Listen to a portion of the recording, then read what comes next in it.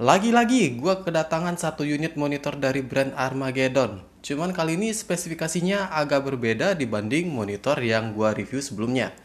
Jika sebelumnya spesifikasinya jor-joran ngasih refresh rate tinggi dengan harga terjangkau, maka unit yang akan gue ulas kali ini memiliki spesifikasi yang lebih all around dan bukan cuma buat gaming doang.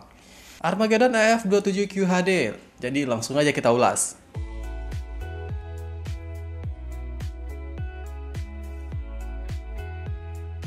Bentang layar dari monitor ini seluas 27 inch. Cuman di sini monitor ini punya native resolusi 1440 pixel atau Quad HD. Secara tampilannya gua nggak bisa komen banyak karena nggak terlalu ada perubahan dari monitor-monitor Armageddon atau Pixel Plus sebelumnya. Masih pakai stand berbahan metal dengan ukuran slim dan build quality yang ya standar lah, nggak terlalu cheapy dan nggak terlalu premium juga. Di bagian belakangnya monitor ini ada gradasi-gradasi warna merahnya yang mungkin buat nambah aksen sangar dari monitor ini kalau dilihat dari belakang. Masih di bagian belakang ini kita bisa menemukan beberapa port yang menurut gua cukup lengkap, di mana ada satu HDMI, satu DisplayPort, satu port USB Type A, satu jack audio dan port power inputnya.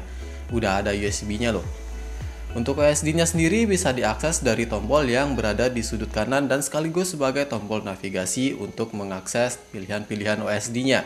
Nah, lagi-lagi untuk OSD-nya ini tampilannya masih sama seperti monitor Armageddon pada umumnya, masih orisinil banget. Selain bentang layar 27 inch serta native resolusi di 1440 pixel atau Quad HD, monitor ini punya refresh rate di angka 75 Hz. Sebuah angka refresh rate yang masih bisa ditoleransi karena mengingat resolusi monitor ini cukup tinggi. Untuk response time sendiri, monitor ini berada di angka 5 ms serta sudah mendukung FreeSync dan G-Sync kompatibel. Terus untuk tipe panel yang dipakai sih katanya udah IPS, tapi ntar gua bahas. Brightness sebesar 250 nit ya menurut gua sih cukup buat daily, toh lu nggak bakalan pakai ini monitor di lapangan terbuka.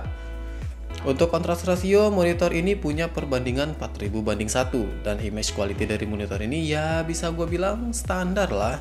Kalau gue boleh jujur, ekspektasi gue belum terpuaskan dengan image quality monitor ini. Karena jika gue bandingin dengan seri Armageddon sebelumnya yang gue review, maka image quality monitor sebelumnya itu lebih baik menurut gue. Nah, ini gue bahas, panel IPS. Gue agak gimana ya, antara percaya nggak percaya kalau monitor ini pakai panel IPS. Karena kalau gue lihat view angle-nya itu nggak seluas IPS yang biasa gue review pada umumnya. Ya kalau gue bilang view angle-nya sempit nggak juga, tapi ketika gue coba lihat panel ini dari samping maka akurasi warnanya berubah ke arah kekuningan atau yellowish. Ini gue coba liatin ke kalian, tapi mungkin kalau lihat lewat kamera nggak bakalan begitu jelas. Terus untuk image profile defaultnya agak yellowish dan gua harus setting atau kalibrasi beberapa pengaturannya dulu agar dapat nyaman di mata gua. Cuman buat yang ini sifatnya tergantung mata masing-masing sih. Nah, terus untuk menu OSD-nya, ini yang agak gua sayangkan dari Armageddon. Kalau gue lihat udah cukup banyak monitor yang dikeluarin oleh si Armageddon ini. Cuman untuk UI dari OSD-nya ini masih polos banget. Kalau bisa gua bilang OSD-nya ini nggak ada identitas. Coba deh Armageddon bikin OSD yang emang menggambarkan kalau itu adalah monitor milik kalian. Kasih beberapa eksklusivitas kayak untuk beberapa seri yang cukup premium. Karena udah ada 3 monitor Armageddon yang gua hands on, semua OSD-nya gitu-gitu aja dan polos semua. Ini adalah masukan dari gua dan gua yakin viewers di sini setuju. Tapi dibalik itu semua, nah kita berbicara kelebihan. Dengan harga nggak nyampe 2,5 juta, kita udah bisa ngerasain monitor dengan resolusi 1440 pixel. Itu adalah hal yang patut gue apresiasi. Jadi gue di sini mewakili kaum kere-kere hore ngucapin terima kasih buat Armageddon. Karena custom monitor 1440 pixel itu biasanya diisi dengan brand-brand besar dan harganya yang lumayan mahal.